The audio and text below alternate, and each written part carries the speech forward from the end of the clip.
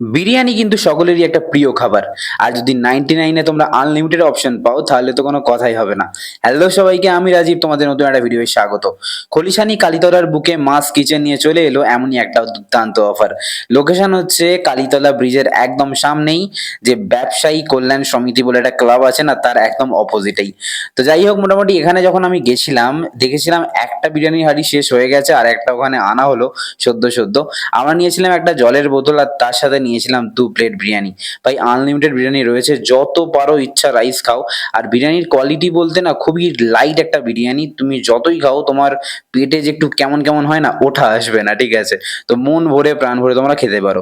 মাংসটা অত্যন্ত সফট ছিল, যেটা দেখেই বুঝতে পারছো, আর সাথে আলু। ভাই এমন বিরিয়ানি অনেকদিন পর আমার সামনে এলো।